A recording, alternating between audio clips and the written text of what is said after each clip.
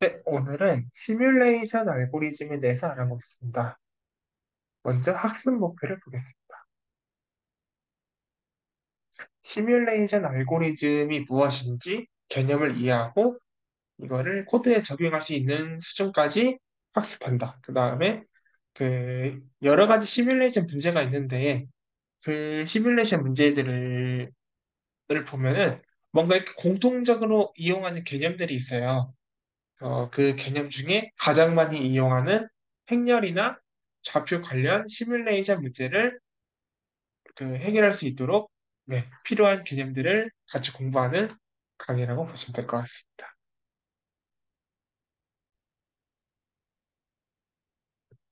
네, 그래서 시뮬레이션을 알아볼 텐데 이 순서대로 진행됩니다. 먼저 시뮬레이션의 개념, 시뮬레이션이 무엇인지 한번 알아보고요. 그 다음에 여러분들께서 그 어떠한 문제를 시뮬레이션 알고리즘을 통해서 해결할 때 그 과정들을 하나의 스텝씩 한번 살펴볼 거고요.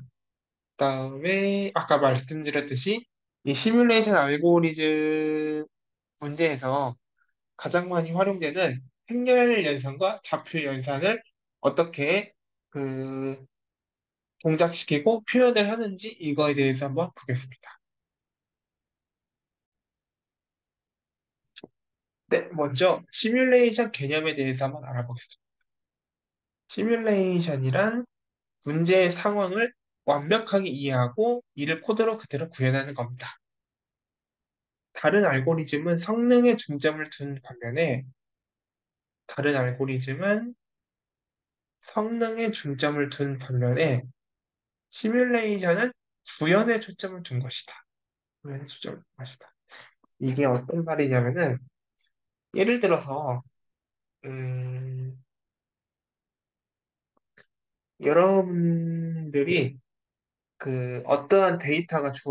어떠한 데이터가 주어지고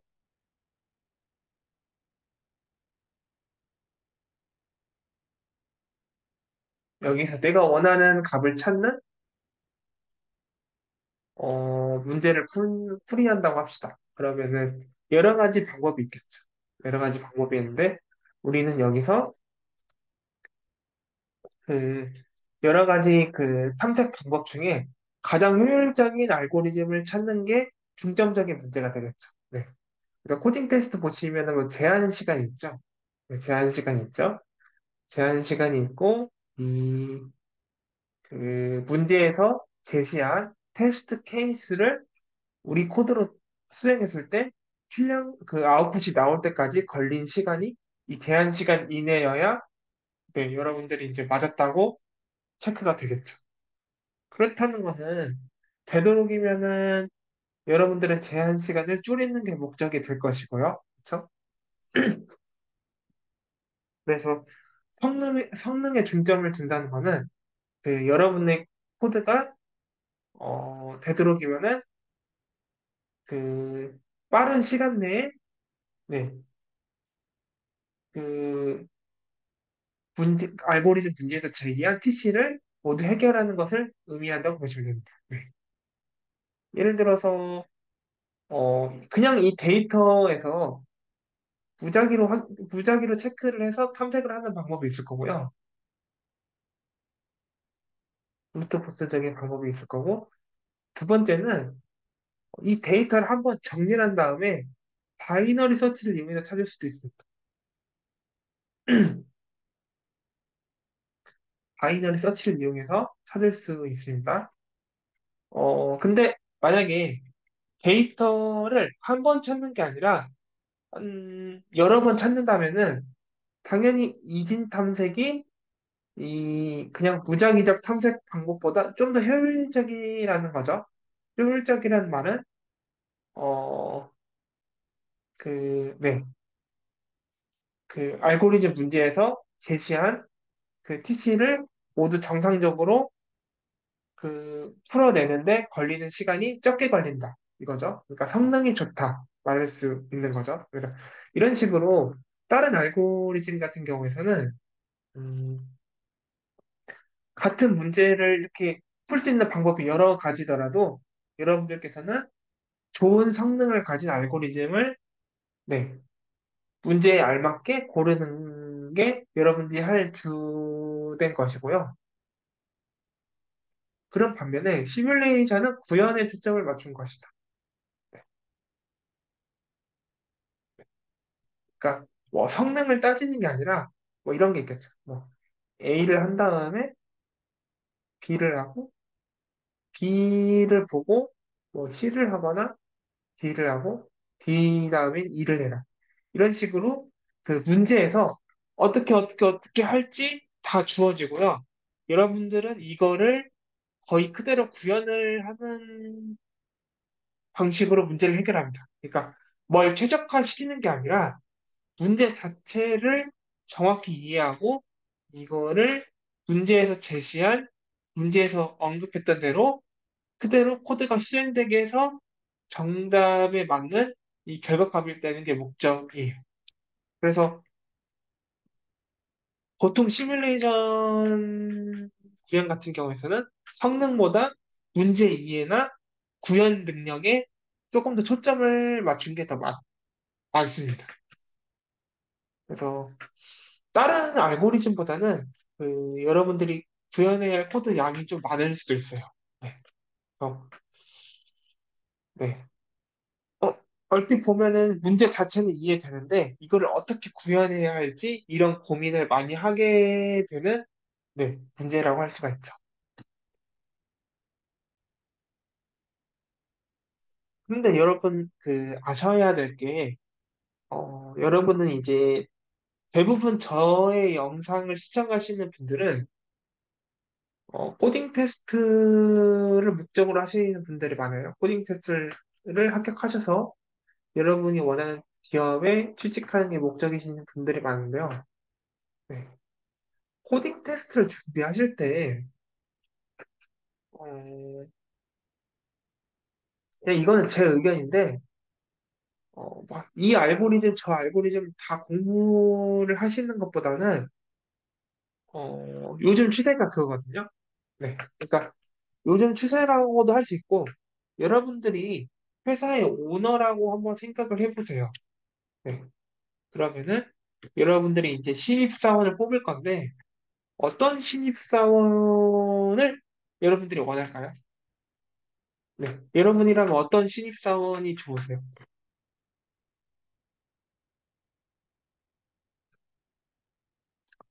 되게 창의력이 있는 뭐 신입사원? 뭐 이런 신입사원들은 네. 대부분 능력이 출중한 분들이 많고 그래서 이제 솔직히 따로 뽑는 경우가 많아요. 그래서 대부분 여러분이 이제 공채를 지원해서 네. 이제 코딩 테스트를 본다는 거는 대부분 이렇게 평범한 사람들을 뽑는 거거든요. 그런 경우에는 솔직히 말씀드리면은 회사에서 시킨 일을 네, 실수하지 않고 잘하는 직원이 제일 좋다고 볼 수 있어요. 그런 관점에서 봤을 때, 뭐, 여러분들께서 뭐, 다이스트를 알고리즘을 아는지, KMP 알고리즘을 아는지, 이런 것들보다는, 음, 문제에서 요구하는 사항들을 빠짐없이 구현하고, 그다음에 최소한의 성능을 보장하는지, 뭐, 이런 것들을 더 체크를 하는 게 맞을 수도 있다는 거죠. 네. 그래서 대부분 요즘 대기업 코딩 테스트 같은 경우에서는 어떤 특정 알고리즘을 알아야 푸는 코딩 테스트 문제보다는 이러한 시뮬레이션이나 백트래킹이나 뭐 탐색 이런 문제들이 조금씩 더 많아지는 추세예요. 네. 알고리즘 자체가 중요한 게 아니라 여러분들은 네, 회사에 입사를 하셔서 일을 잘할 수 있냐, 이거를 증명하는 게 목적이라는 거죠. 그래서 그런 관점에서 봤을 때는, 네, 이러한 그 문제가 출제될 확률이 높다고 할 수가 있는 거죠.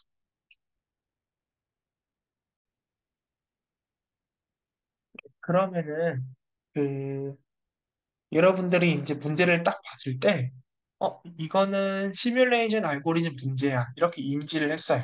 그러면은 이제 여러분들께서는 이 문제를 이제 해결을 해야겠죠. 해결을 해야 되는데, 이걸 해결할 때, 뭐, 뭐 만능해는 없지만, 그쵸, 만능해는 없지만, 어떻게 하면은 그래도 조금 실수를 덜 하고, 여러분들께서 문제를 풀 수 있을 확률을 높이는지, 이런 것들을 보신다고 생각하시면 편할 것 같습니다. 네. 말씀드렸듯이, 말씀드렸듯이, 그 시뮬레이션 알고리즘을 일반화하는 건 불가능해요. 예를 들어서 그냥 일반 알고리즘 같은 경우에서요. 예를 들어서 다이스트라나 뭐 벨만포드나 플루이드 워션 이러한 알고리즘은 일반화하는 게 가능하죠. 최단 경로를 구하는 문제에서 사용되는 알고리즘이다. 이렇게 일반화를 할 수가 있잖아요. 근데 시뮬레이션 같은 경우에서는 네, 네, 이름에서도 알 수 있듯이 뭐 네,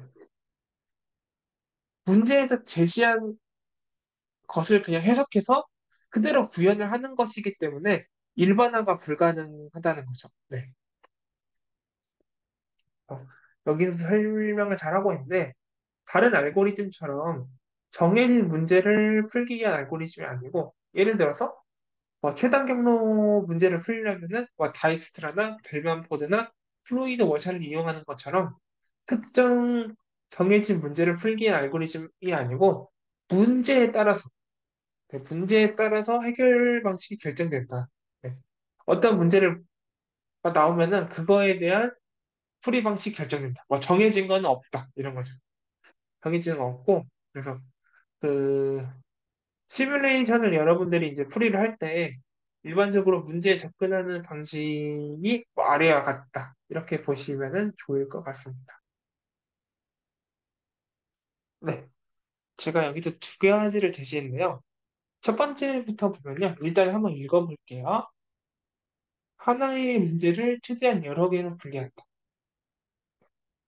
여러분들께서 시뮬레이션 문제를 풀 때 어려움을 겪는 거는 문제 자체는 솔직히 이해하기가 쉬워요. 그냥, 네. 그냥 그, 다른 알고리즘 문제처럼 떤 알고리즘을 써야 할지 이렇게 고민을 하게 되는 문제가 아니라 이거를 그대로 구현해라 이러한 종류의 문제이기 때문에 여러분들께서 그 시뮬레이션 알고리즘 문제를 풀 때 문제 자체를 이해 못할 일은 거의 없다는 거죠. 네, 그러면 어떤 게 문제냐? 이 문제를 구현할 때, 그쵸? 실제 시뮬레이션을 할 때 코드가 좀 복잡해지는 경우가 많아요. 왜냐하면은 여러분들께서 이제 막상 시험을 보게 되시면은 뭔가 최대한 시간을 세이브해서 풀고 싶고 얼른 맞춰서 다른 문제를 풀 때 네, 시간을 조금 더 쓰고 싶다. 이러한 전략들을 많이 가지고 계시는데요. 실제로 뭐 함수를 한두 개 더 짠다고 해서 시간이 그렇게 많이 소비되는 것은 아니거든요. 네. 결론적으로는 이것 때문에 네, 당락이 이렇게 바뀌지는 않는다는 거고요. 여러분들이 가장 시간을 많이 소비하는 부분은 그러니까 소비하지 말아야 되는데 소비하는 부분은 네, 여러분들이 이제 구현 실수를 해서 그거에 대해 디버깅을 하는 부분입니다. 네, 그래서 이러한 부분이 확실히 시간이 더 많이 들고요. 그렇다면은 뭐 인간이니까 실수를 할 수, 하지 않는 게 좋지만 그래도 할 수도 있겠죠. 근데 최대한 실수를 줄이고 그다음에 여러분들 코드에서 문제가 발생했더라도 어, 어떤 부분에서 문제가 났는지 빨리 찾을 수 있도록 고민을 해야 된다는 거고요. 그 고민을 할 때 여러분들께서 가장 생각하셔야 될 부분이 네, 그 문제를 받으면은 최대한 일단 쪼개보는 겁니다. 그러니까 뭐 예를 들어서 뭐 A를 한 다음에 B를 하고 B를 한 다음에 C를 하고 C를 한 다음에 D를 한다. 이렇게 했는데요. 뭐 A라는 사람은 함수를 이렇게 하나 짠 다음에요. 뭐 여기서 A도 하고 B도 하고 C도 하고 D도 해요. 네.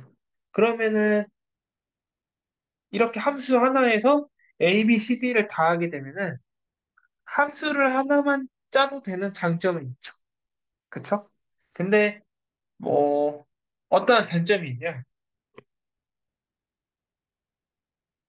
만약에 여러분들이 이 코드에서 뭔가 문제가 났어요. 그쵸? 뭔가 문제가 났어요. 그러면은 A라는 동작을 하다가 문제가 날 수도 있고 B라는 동작을 하다가 문제가 날 수도 있고 C라는 동작을 하다가 문제가 날 수도 있고 D라는 동작을 하다가 문제가 날 수도 있죠. 근데 여러분들은 이거를 하나의 함수로 작성해냈죠. 그러면은 문제가 날 때마다 어느 부분에서 에러가 났는지 여러분들은 처음부터 끝까지 봐야 된다는 거예요. 그래서 이러한 부분 때문에 어, 네, 여러분들은 네, 필요 이상으로 시험 시간을 소비할 수 있다는 겁니다. 그래서 그러면 어떤 식으로 구현을 해야 되냐? 네,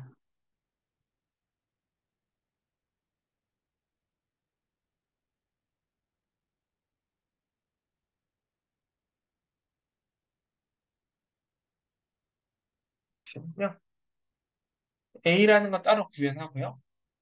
B라는 건 따로 구현하고 C라는 건 따로 구현하고 D라는 건 따로 구현하고 A 호출, B 호출, C 호출, D 호출 이런 식으로 하나의 함수에서 모든 걸 다 하게 하지 말고요.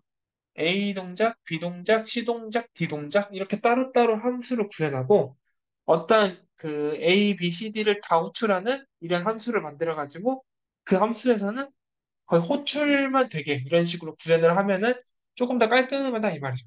그래서 나중에 여러분들이 뭐 A의 기능을 추가한다면은 이 BCD 부분은 볼 필요 없이 이 함수만 보면 되고요.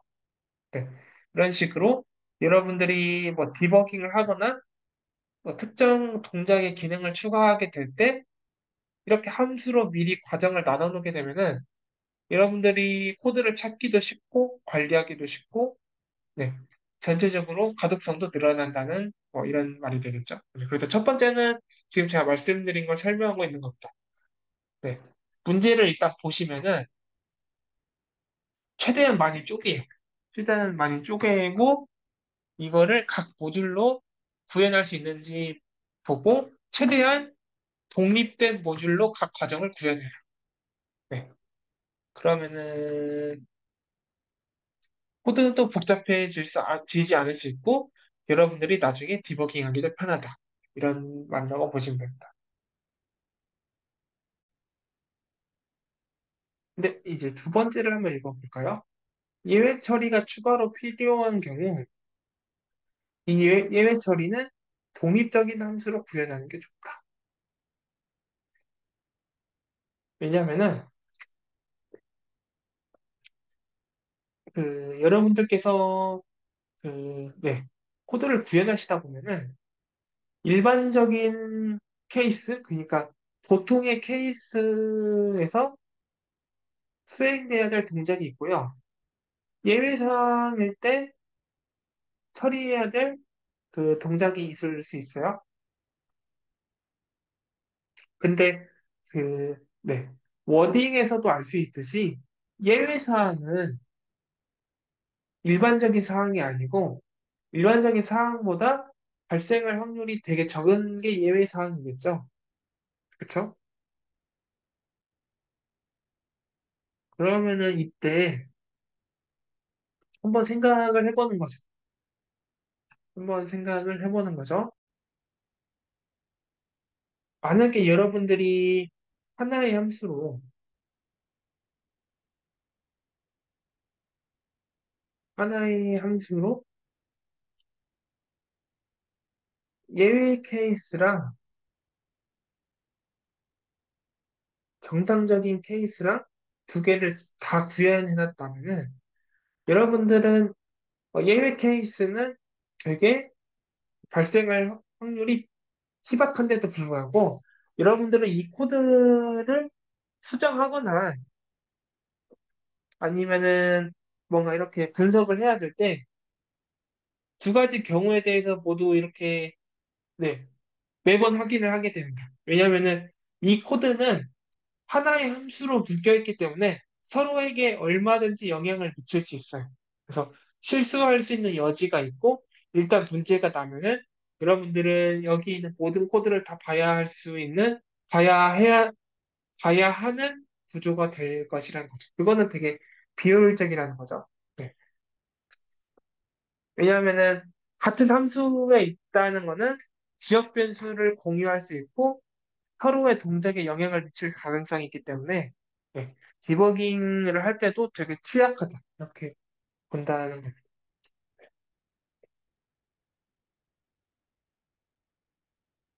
여기까지 설명. 네, 지금까지 시뮬레이션 과정에 대해서 설명드렸고요. 솔직히 과정이라기보다는 여러분들이 이제 문제를 읽고 코드를 구현해 나는 과정에서 꼭 하셨으면 좋겠다고 생각하는 그러한 부분들에 대한 언급이라고 보시면 되고요. 이제 그 시뮬레이션 기법을 활용할 때 가장 많이 사용되는, 네, 가장 많이 사용되는 뭐 행렬 연산이나 뭐 좌표 연산 이런 것들에 대해서 한번 개념을 알아보는 시간을 가지겠습니다. 행렬 연산, 좌표 연산 이 순서대로 진행하겠습니다. 네, 먼저 행렬 연산에 대해서 알아보겠습니다. 그 시뮬레이션 문제에서 행렬 연산은 굉장히 많이 활용되고요. 이게 어, 그 행렬 연산이 어려운 건 아니거든요. 어려운 건 아닌데 여러분들께서 이제 문제를 푸실 때 되게 마음이 조급하다 보면은 실수를 많이 하시는 부분이기도 하고요. 그다음에 이 개념 자체가 어려운 건 아니지만 그 긴장된 상태에서 시험을 볼 때 이거를 뭐 이해하면서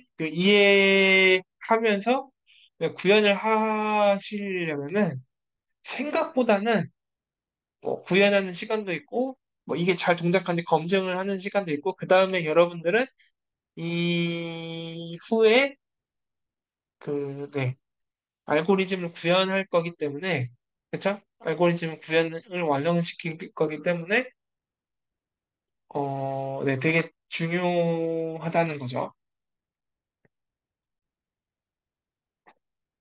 네, 그래서 제가 하고 싶은 말은 그때 되면 해야지 이런 게 아니라 행렬 연산이나 좌표 연산은 시뮬레이션 문제에서 너무나 잘 나오는 게 확실하니까 네, 이거는 미리 준비를 해두면은 네, 바로바로 이렇게 코드로 구현을 할 수 있고 시간을 세이브할 수 있다. 뭐 이런 의미가 될 것 같습니다. 그러면은 행렬의 덧셈, 뺄셈부터 한번 알아보겠습니다. 가장 직관적인 행렬 연산이고요. 각 행렬에서 같은 위치라는 거는 행, x, y가 x는 열, y는 핵을 말하는데요. 이 행열이 모두 일치한 위치에 있는 값들을 덧셈, 뺄셈해서 각각 채워주면 된다는 거죠. 이때 그림을 보시면 쉽게 이해하실 수 있을 겁니다. 당연히 그 행렬의 크기가 서로 일치해야 덧셈을 할 수 있는 거고요. 네. 이제 덧셈을 하는 과정을 보겠습니다. A 행렬, B 행렬, 이걸 더해서 C 행렬로 저장을 하려고 합니다. 일단 첫 번째 주목할 거. 네. AXY는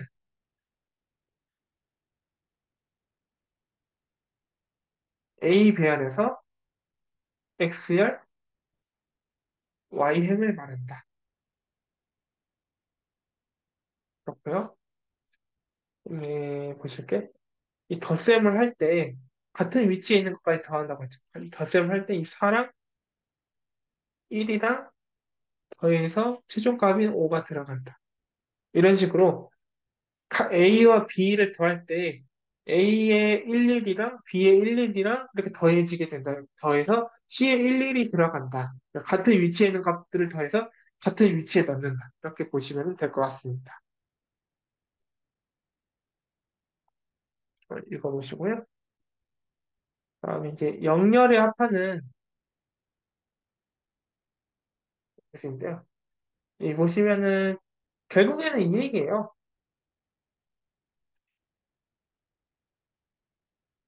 이 첫 번째 A 배열에서 4, 5, 1 가져오고요. 두 번째 B 배열에서 1, 5, 2 가져오고 4랑 1이랑 각각 배열에서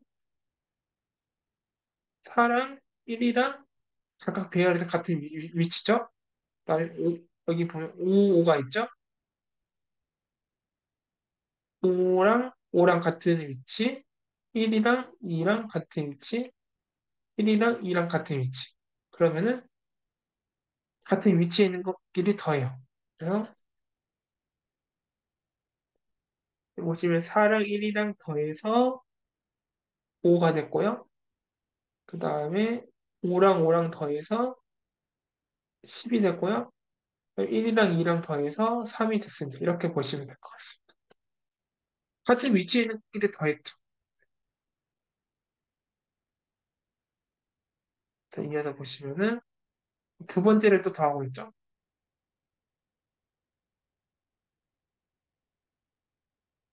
이게 그대로 여기에 올라가고 여기 이렇게 되고요. 각각 위치에 있는 걸 더하면은 6, 8, 8 이렇게 되는 걸 볼 수 있습니다. 그리고 이 마지막도 똑같이 해주는 거죠. 더하면은 5, 9, 6이 되는 걸 볼 수 있습니다. 그러면은 최종적으로 우리는 A 행렬과 B 행렬을 더해서 C 행렬을 만든 것을 볼 수 있습니다. 네.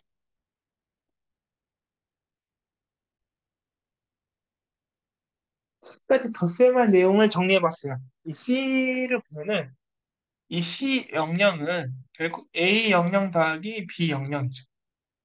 그리고 C 영일은 A 영일 더하기 B 영. 다 같은 위치에 더해서 같은 위치에 있는 것에다가 결과를 저장했으니까 이렇게 되는데요. 이거를 일반화 시켜보면은Cij는 Aij 플러스 Bij 이렇게 된다는 것이고요. 덧셈 경우에서요. 이거를 코드로 표현하면은 이렇게 된다는 거죠. 네, 한번 보시죠.Cij는 Aij 플러스 Bij. 같은 위치에 있는 걸 더해서Cij에다 넣는다. 이렇게 보시면은 덧셈은 쉽게 해결이 되는 것을 볼 수가 있습니다. 아직까지 쉽죠? 네, 행렬의 곱에 대해서 한번 알아보겠습니다. A 행렬과 B 행렬의 곱이란 A의 각 행과 B의 각 열들의 원소를 곱하는 것이다. 이게 무슨 말이냐면요. 이제 그림을 한번 보겠습니다.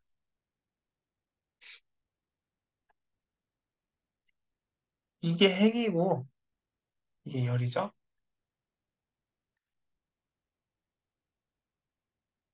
이게 행이고 이게 열입니다. 여기 보시면은 A 행렬과 B 행렬의 곱이란 A의 각 행과 B의 각 열들의 원소를 곱하는 것이다.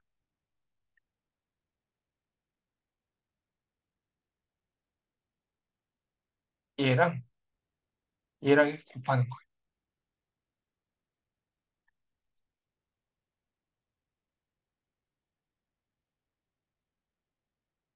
잘 안 되네요. 그다음에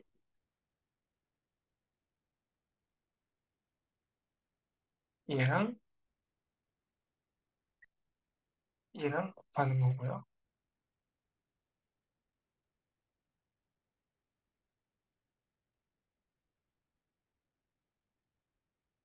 잠시만요. 아, 네, 죄송합니다. 제가, 네, 차- 제가 잠깐 설명을 잘못했는데요.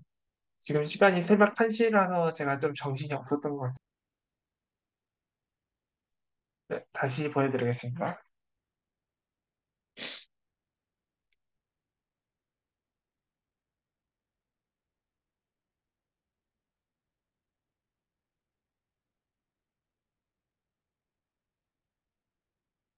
네, 이렇게 곱해가지고요.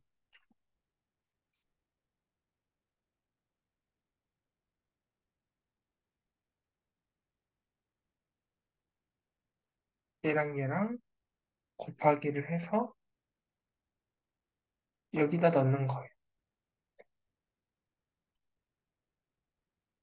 곱하기 하는 게 뭐냐? 이 각,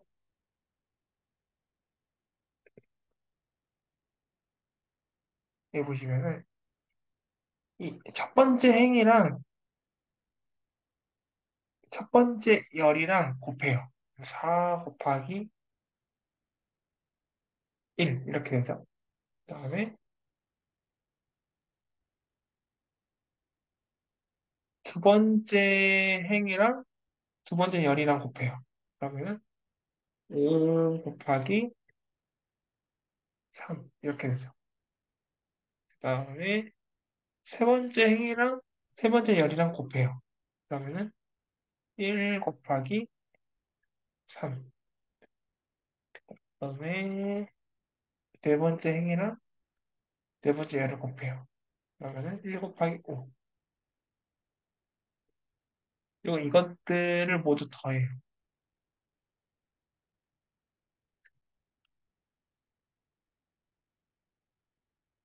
네, 더해요. 이걸 다 더하면은 이게 네, 이쪽으로 들어간다고 보시면 돼요. 네. 이게 하나 하는 거예요. 그래서 이거의 표현을 한 게 이게 행이고 이게 열이잖아요. 그래서 A의 각 행과 B의 각 열을 원소들을 곱한다. 이렇게 표현을 한 거거든요. 했습니다. 네. 이 연산이 진행되기 때문에 이런 연산이 진행되기 때문에 이 행의 크기랑 이 각 이 A의 행의 크기랑 B의 열의 크기가 같아야 된다는 거예요. 네.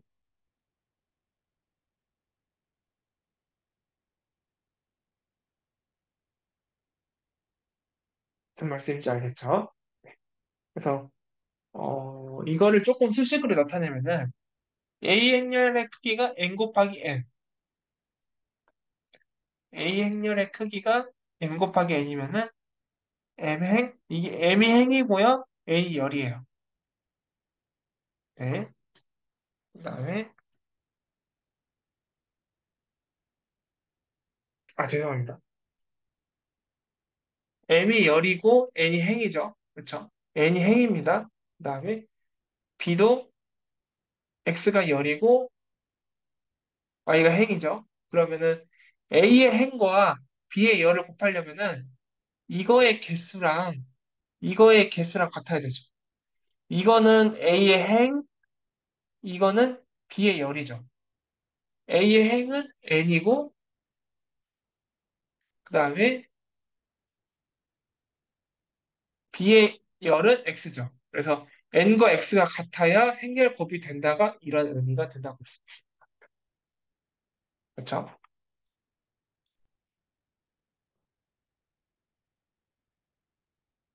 그래서 행과 열이 일치해야 곱이 된다는 게 이런 말이고요. 그 다음에 보시면은,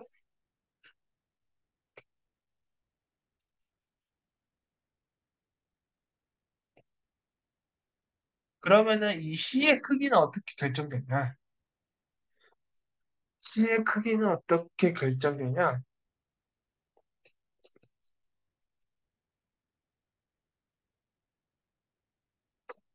이걸 연산할 때 보시면은,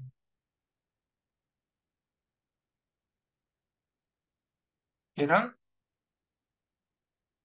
얘랑 곱해서 여기다 되죠. 그쵸?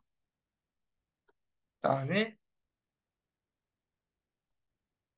또 얘랑 곱해서 이렇게 됩니다. 그다음에 A는 지금 똑같은 걸 곱하니까 표시를 안 한 거예요. A의 첫 번째 행이랑 A의 첫 번째 이 부분이랑 B의 또 세 번째 이 부분을 곱해서 여기다 이렇게 놓습니다.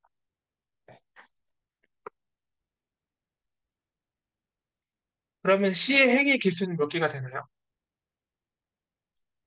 C의 행의 개수는 그죠? A를 지금 B의 열의 개수만큼 곱하고 있잖아요. B의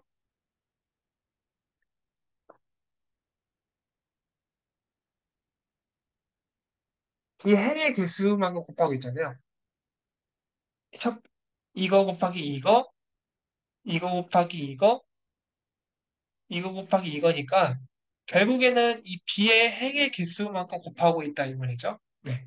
그래서 이 C의 여기 크기는 C의 행의 크기는 결국 B의 행의 크기다. 그죠? B의 행의 크기는 Y랬죠. 그래서 C의 일단은 C의 행의 크기는 B의 행의 크기다. 그래서 B의 행의 크기인 Y가 됩니다. 그러면 열은요?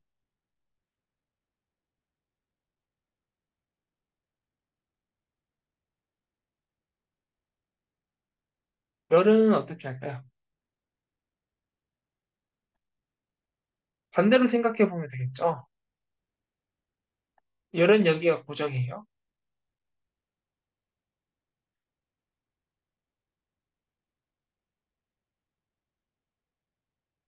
이렇게 곱해서 여기, 그다음에 B는 고정인가? 이렇게 곱해서 여기,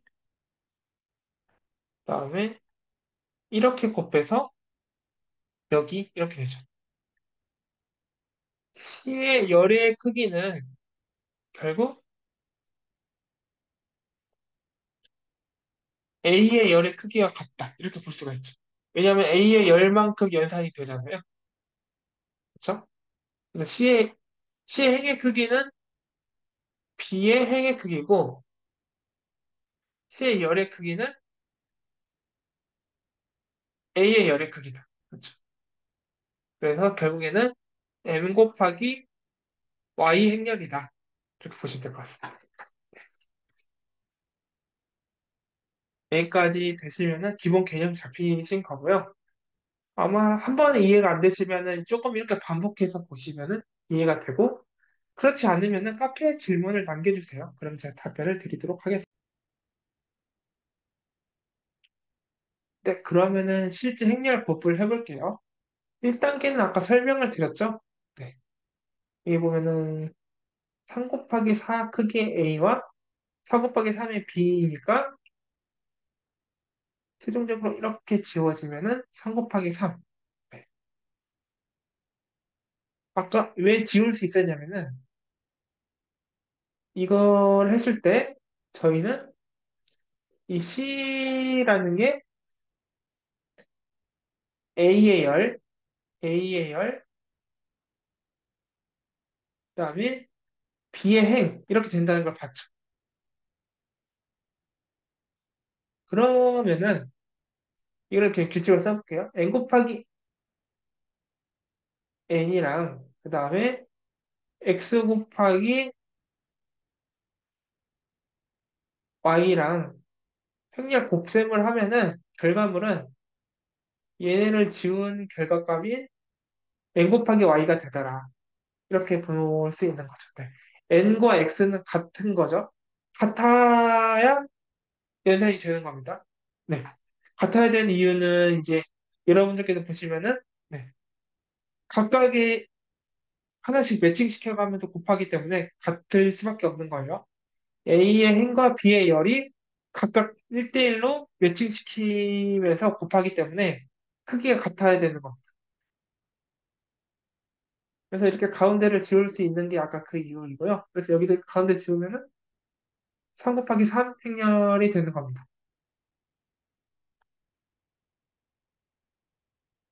여기서 보시면은 이 값을 얻기 위해서 A의 첫 번째 행이랑 B의 첫 번째 열이 이렇게 되고 각각 원수를 곱해서 이 연산을 수행하는 것을 볼 수 있습니다. 4 곱하기 1은 4, 15, 3, 15 더하기 3은 18. 이렇게 5는 23, 27. 맞죠?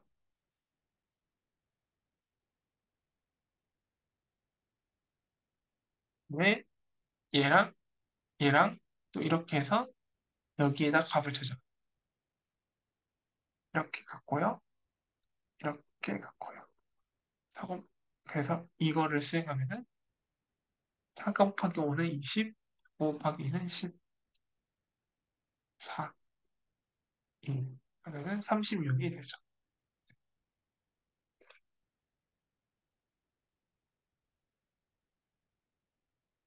그리고 얘는 여기에서 이 결과값을 만들죠. 그다음에 4 곱하기 2는 8, 5 곱하기 6은 30, 2, 3, 35, 43 맞죠? 이런 식으로 연산을 해나가는 겁니다. 연산을 해나가는 거예요. 그래서 이 5단계, 6단계, 7단계, 8단계, 9단계 이렇게 채워가는 겁니다. 네. 이렇게 채워가서 마지막 10단계까지 채웠어요. 네. 그래서 모든 결과값이 다 채워졌습니다. 그래서 11단계 보시면은 곱이 다 됐다는 거고요. 네. 한번 보실까요? 이제 그 행렬의 곱셈 과정을 식을 일반화시켜 볼 건데요. 여기 부분이, 그러니까 C01이죠. C01 부분이 어떻게 구해졌는지 한번 이렇게 배열의 인덱스를 통해서 한번 나타내 봤습니다.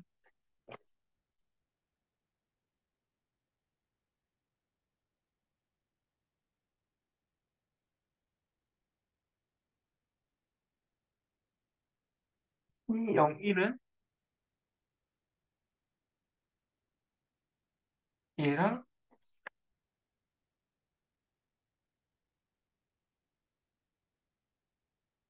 얘랑 이렇게 곱한 거죠. 그렇죠?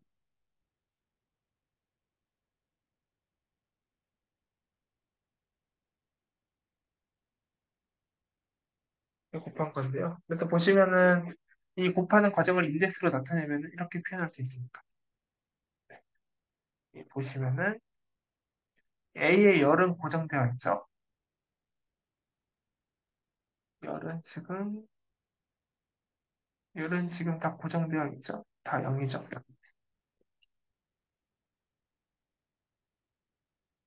열은 전부 0이, 열은 전부 0이고 여기서 B 같은 경우는 행이 고정이죠. B 같은 경우는 행이 고정입니다. 네, 고정입니다. 행이 고정이고 이 상태에서 보시면은 A의 열은 고정이지만 행은 하나씩 늘어나고 있죠. 그렇죠? 행은 하나씩 늘어나고 있고 B는 행은 고정이지만 열은 하나씩 늘어나고 있죠. 네, 열은 하나씩 늘어나고 있죠. 자, 이거를 표현한 게 내용 다시 보시면 이제 이 식을 보시면 이해가 될 겁니다. 네. 아까 보시면은 A를 보시면은 열은 고정되어 있는데 행 같은 경우에는 하나씩 증가하고 있죠. 하나씩 증가하고 있는 것을 볼 수 있습니다. 그다음에 B도 행은 고정인데 열이 증가하고 있죠. 열이 증가하고 있어요. 이거를 수식으로 나타내면은 이렇게 쓸 수가 있어요. A는 열이 고정이다. B는 행이 고정이다. 그 다음에 K가 바뀐다. K는 0에서 N-1까지 바뀐다. 이 행렬이 이렇게 크기가 될 때 우리는 결과값은 이렇게 된다고 했죠. N 곱하기 X 행렬이 되죠. 그래서 이거를 수식으로 바꾸면은 이렇게 쓸 수가 있어요.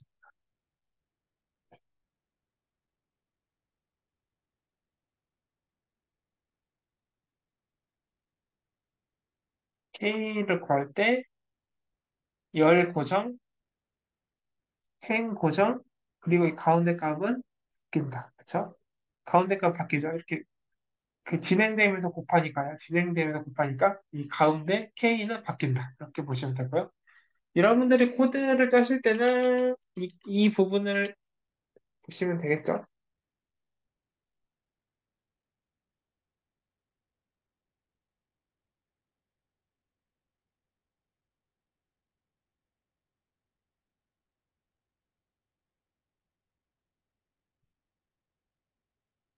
이 코드 부분을 보시면 될 것 같습니다. 잠시만요. 네. 이 코드 부분을 보시면 될 것 같습니다. 이걸 보시면 구현하는데 크게 어려움은 없으실 겁니다. 네, 여기까지 행렬 곱에 대해서 마지막으로 전치 행렬에 대해서 알아보겠습니다. 전치 행렬은 이 주어진 행렬에서 대각선을 기준으로 대칭되는 원소들을 맞바꾸는 행렬이다. 이렇게 말하는데요. 그림을 보시면은 바로 이해하실 수 있을 겁니다. 이 행렬이 있고 대각선이 있죠? 그러면은 이 원소를 맞바꾸는 겁니다. 이거를 기준으로 이, 이 거울을 보면서 이렇게 바꾼다고 보시면 돼요. 이런 식으로 값을 맞바꾼다고 보시면 되고요. 지금 이 음영 처리된 부분까지를 맞바꾸는 겁니다. 3이랑 5랑 위에 보시면은 그쵸? 위에 보시면은 원래 배열이 이렇고요. 얘랑 얘랑 이렇게 맞바꾸는 겁니다. 네, 얘를 이 대각선을 기준으로 네, 맞바꾸는 거고 이렇게 대칭되는 원소끼리 이렇게 맞바꾸죠. 이렇게 맞바꾸고요. 그다음에 이렇게 맞바꾼다. 이렇게 맞바꾼다.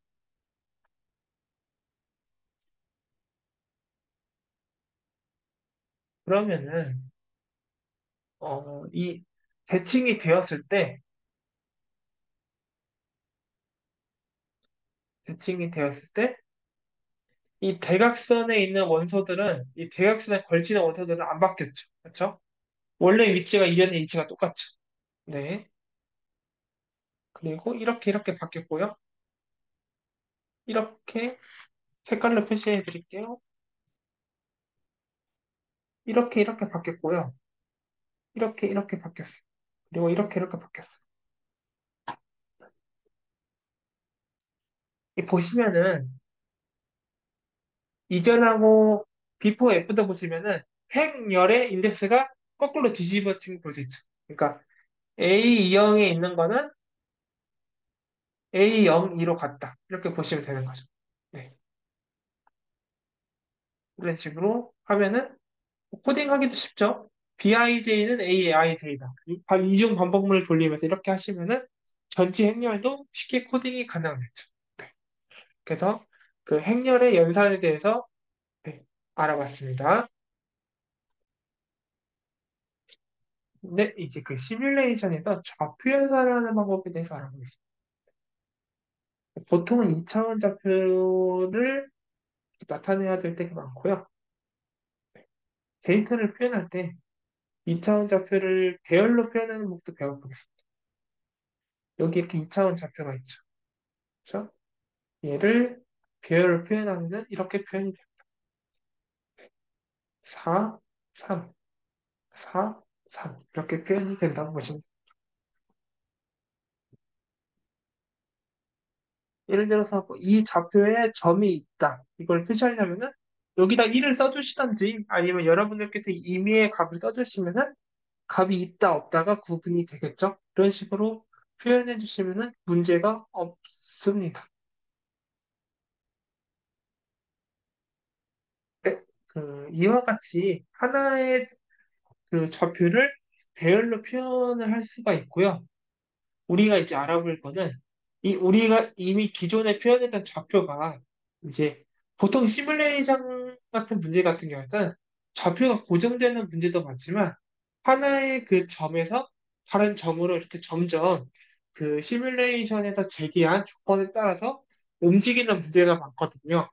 그렇다면 우리는 우리가 배열에 표현한 좌표들을 어떻게 효율적으로 움직일지 움직임을 구현할 수 있는지 이런 것들에 대해서 조금 알아보도록 하겠습니다. 여기를 볼까요? 네. 이 좌표가 있어요.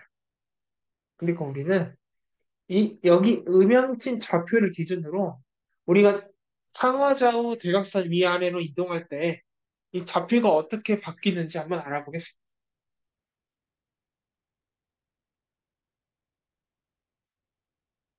여기를 기준으로 위로 왔을 때, 왼쪽으로 왔을 때, 오른쪽으로 왔을 때, 아래로 왔을 때 이렇게 했고요. 이 괄호는 오프셋입니다. 그래서 현재 좌표를 기준으로 X좌표에 얼마를 더했고 Y좌표에 얼마를 더했고 이거를 나타낸 것이라고 보시면 돼요. 네.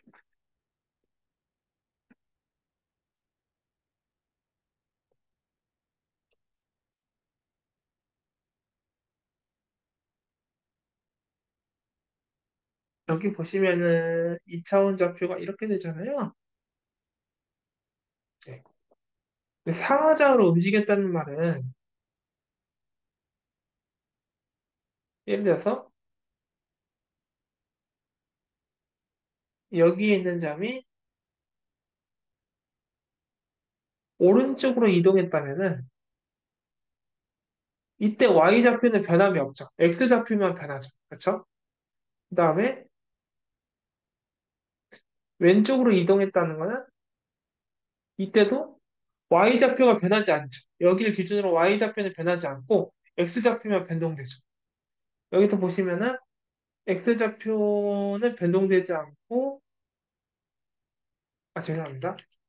Y좌표는 변경되지 않고, X좌표만 변경되는 걸 볼 수 있습니다.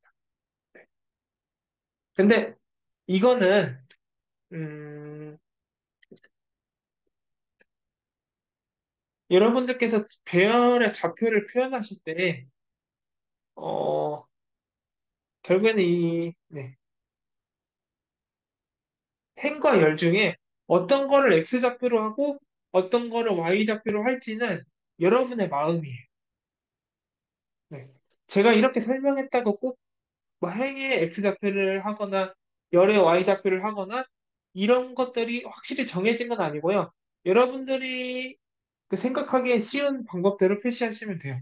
네, 그거는 그렇고요. 저는 이렇게 있으면은 여기가 Y좌표, 여기가 X좌표 이렇게 표현을 한 겁니다.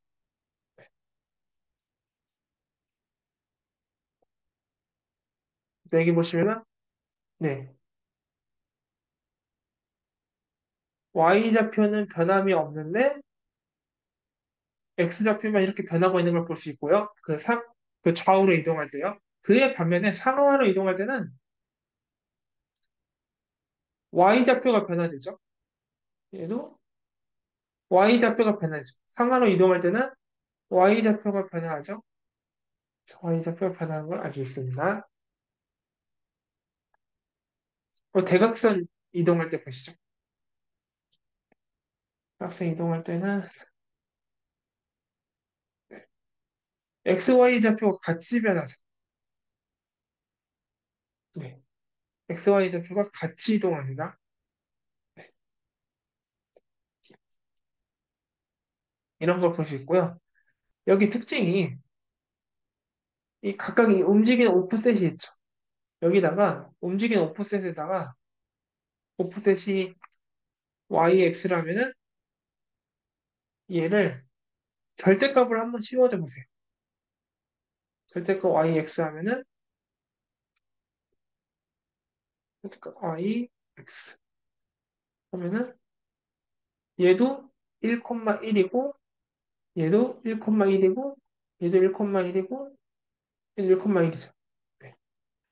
대각선으로 이렇게 움직이다 보면은 당연히 x가 움직인 양 마이너스 1로만 움직여도 마이너스 1만큼 움직여도 1만 마이너스 1 방향으로 한 칸 움직여도 한 칸 움직인 거고 플러스 1 방향으로 한 칸 움직여도 한 칸 움직인 거잖아요. 그래서 이동력만 보면은 마이너스 1이나 플러스 1이나 다 이렇게 네, 이동량은 똑같다는 거죠. 그래서 이동량 자체로 보면은 대각선으로 이동할 때는 y의 이동량과 x의 이동량이 동일하다고 볼 수가 있는 거죠. 그렇죠?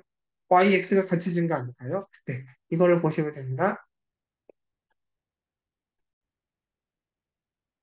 네, 그렇다면 이제 여러분들께서는 그 특정 점을 기준으로 상하좌우로 이동할 때, 그리고 대각선 방향으로 이동할 때, 현재 내 좌표 기준, 이동 후에 좌표가 어떻게 변화가 되는지, 네, 한번 봤고요. 그렇다면 이거를 이제 실제 문제에다 한번 활용해 보자는 거예요. 실제 문제에다 활용해 보자는 건데, 여기서 제가 이 책에서 언급드리자고 하는 거는 바운드 처리 부분, 바운더리 처리 부분. 그러니까 예를 들어서 배열이 이렇게 있는데요. 음, 여기서 여기로 이동하면 오케이죠. 그렇죠? 네. 근데 제가 여기서 이렇게 또는 이렇게 이동하려고 했어요.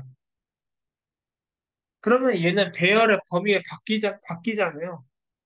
얘는 우리 범위가 바뀌니까 아웃 오브 바운더리라는 거죠. 그래서 이러한 경우에는 여러분들이 시뮬레이션 문제를 풀 때 제일 실수를 많이 하는 부분 중에 하나거든요. 그래서 이럴 때는 네, 배열의 범위가 밖으로 나갔음을 여러분들께서 명시적으로 알려줘야 된다 이거죠. 그래서 이 부분을 시뮬레이션 할 때도 구현을 해주셔야 되는데 어떻게 하면은 여러분의 코드가 깔끔하게 구현될 수 있나? 이런 것들을 한번 같이 보자는 거죠. 왜냐하면은 시뮬레이션 문제는 그 자체가 구현이 중점이고 이러다 보니까 구현할 게 많아지고 코드가 길어져요. 그래서 여러분들께서 이러한 부분을 생각해 보신다면은 최대한 짧게 짤 수 있는 부분은 짧고 간결하게 작성해야 실수도 줄이고 네, 좀 더 명확한 코드가 될 수 있다는 거죠. 그러면은 이거를 어떻게 했는지 한번 보고 올까요? 이런 배열이 잠시만요. 색깔이 없네. 색깔이 없네. 이러면 돼서 이러한 배열이 있고요. 여러분들이 이제 여기서 지금 동그라미가 1, 2, 3, 4, 5, 6, 7, 8 있죠? 여기로 이동했을 때 바운더리 체크를 할 거예요. 바운더리 체크를 해가지고, 죄송해요. 바운더리 체크가 아니라, 여기서, 여기서 그 1, 2, 3, 4, 5, 6, 7, 8로 이동했을 때 1이 몇 개인지, 1이 몇 개인지 체크를 할 겁니다. 1이 몇 개인지 체크를 해볼 거예요.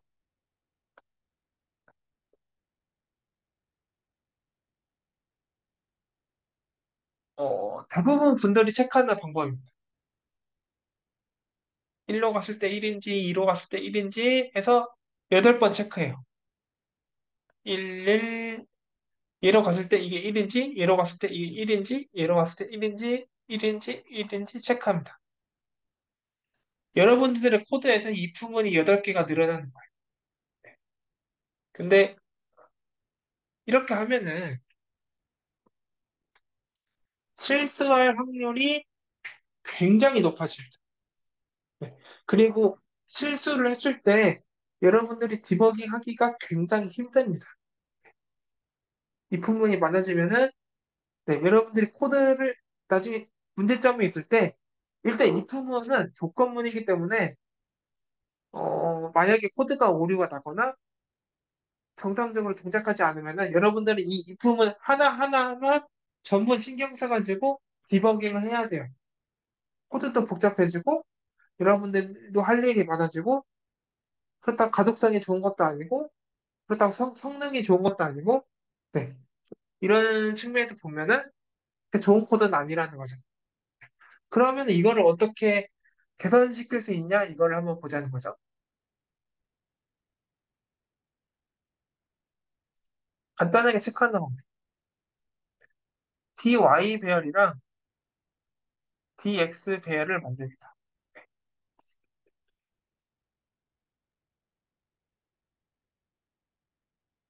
그래서 현재 내 좌표가 yx일 때 yx일 때 죄송해요. yx일 때 특정 위치로 이동한다면은 이런 식으로 표현을 하는 겁니다. 그래서 만약에 예를 들어서 이거일 때 보면은 dy가 0이고 dx가 0이면은 여기서 1,1에서 1,1에서 1 마이너스 1, 1 마이너스 1 이렇게 하니까 0,0을 가리키죠. 그러면은 이 1번이라는 거는 여기다 이렇게 표현합니다. 그래서 dy, dx를 이렇게 표현하면은 우리는 y 플러스 dy, x 플러스 dx 이 방식으로 1에서 8 방향까지 전부 표현할 수 있다. 네. 그리고 얘는 dy도 배열이고 dx도 배열이죠. 그래서 dy 0, dy 1 이런 식으로 표현할 수 있고 이거를 종합적으로 하면은 우리는 이런 식으로 구현할 수가 있다.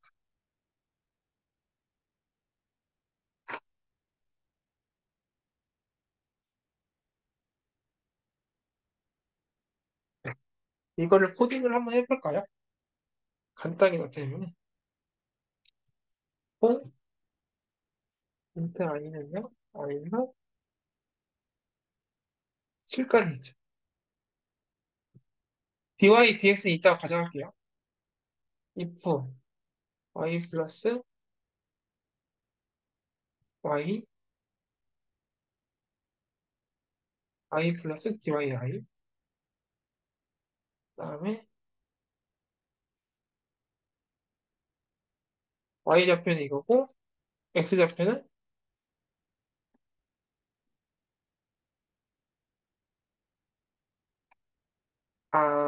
여러분들께서 이렇게 하면은 좀 힘들겠죠. 배열의 이름을 A라고 할게요. A라는 배열. A라는 배열이고 첫 번째는 y좌표죠. y좌표는 기존의 좌표 y에다가 플러스 dyi 그다음에 x좌표는 기존의 좌표 x에다가 플러스 dxi 이렇게 되겠죠? 이게 if 이게 1인치 체크하는 거죠. 하면은 뭐 카운트 증가 이게 끝이죠.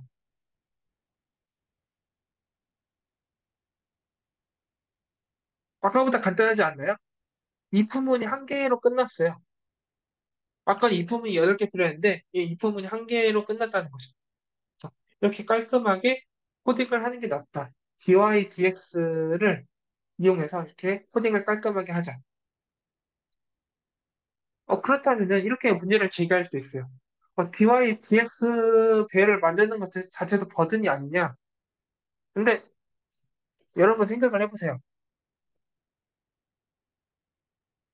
여러분의 핵심 코드에 이 부분이 8개 들어가는 것보다 이게 더 훨씬 깔끔하지 않나요? 그러니까 여러분들께서 중점적으로 봐야 될 거는 여러분이 작성한 알고리즘 코드는 복잡도가 높은 코드죠. 복잡도가 높은 코드에 이 부분이 8개 추가되는 게 나은지 아니면은 이것처럼 이 부분이 한 개로 추가되는 게 나은지 이런 관점에서 생각해 보자는 거예요. 네. 당연히 이 부분이 한 개인 게 낫죠.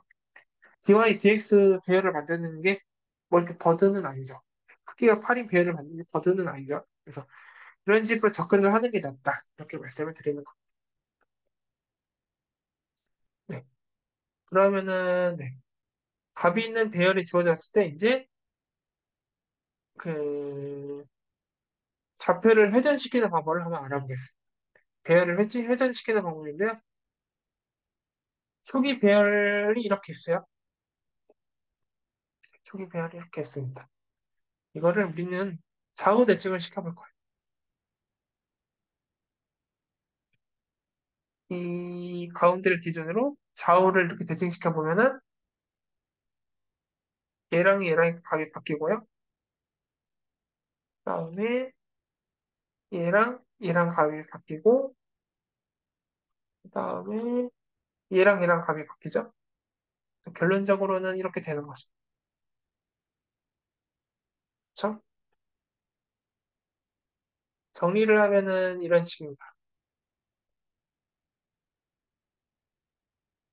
네. 그리고 일반식은 이렇게 됩니다. 지금까지 보여드린 것 같이 이거를 이렇게 하는 거는 그렇게 어려운 작업은 아니죠. 네, 한번 구현을 해보시면 될 것 같습니다. 그래서 이런 것들이 되게 사소해 보이지만 준비를 안 해가면은 깔끔하게 이렇게 식으로 딱 이렇게 아이디어를 내기까지 상당한 시간이 필요합니다. 네. 그렇기 때문에 한번 해보는 거랑 안 해보는 거랑은 천지 차이예요. 개념을 아는 게 그래도 중요합니다. 상하좌우 같은 경우에는 네, 위아래 얘랑 얘 그리고 얘랑 얘 그리고 얘랑 얘 이렇게 바꾼 걸 볼 수 있고요. 그래서 결론적으로는 이렇게 바뀌었습니다. 네. 정리하면 이렇게 됩니다.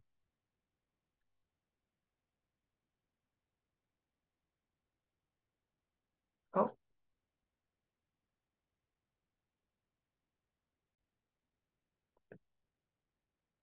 네, 이런 식으로 하면 네, 수식이 나타난다. 상하좌우 같은 경우에 꼭 한번 구현해 보시기 바랍니다. 네. 이 정도는 충분히 여러분들이 하실 수가 있으니까 네. 아까 행렬의 곱셈 같은 경우는 굉장히 추론하기가 어려웠죠. 네. 그거 같은 경우에서 여러분들이 실제 문제를 만나면은 여러분들이 해본 적이 없다면은 네, 상당히 도전을 겪을 겁니다. 한 번쯤은 그냥 한 번 해보면은 생각이 잘 나요. 그렇게 어려운 게 아닙니다. 해보고 안 해보고가 중요한 겁니다. 꼭 한번 해보시기 바랍니다. 90도 회전을 해볼게요. 90도 회전이라는 거는 이렇게 90도 회전하는 거죠. 이 배열이 이런 식으로 돼요. 어떤 의미인지 알겠죠? 90도 회전이 이렇게 되고요. 이거는 일반식으로 나타내 보면은 네, 이렇게 됩니다. 이것도 반복문을 돌리시면은 충분히 처리를 할 수 있는 부분이고요. 네. 그래서 보면은 그러면 180도 회전을 어떻게 하냐? 90도 회전을 2번 하면 되고요. 270도는 90도 회전을 3번 하면 됩니다. 그럼 360도는 90도 회전을 4번 할 거냐? 아니죠. 360도는 기존의 배열과 동일하죠. 그렇죠. 한 바퀴 돌면 그대로니까. 그렇습니다. 그렇게 하면 될 것 같고요.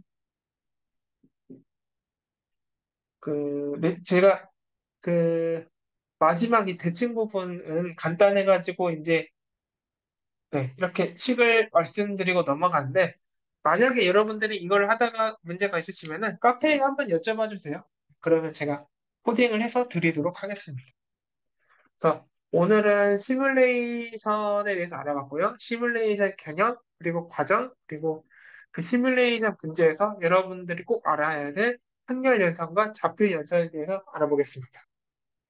영상이 마음에 드셨다면 댓글, 좋아요, 구독, 알람 설정 부탁드립니다. 네, 감사합니다. 아, 그리고,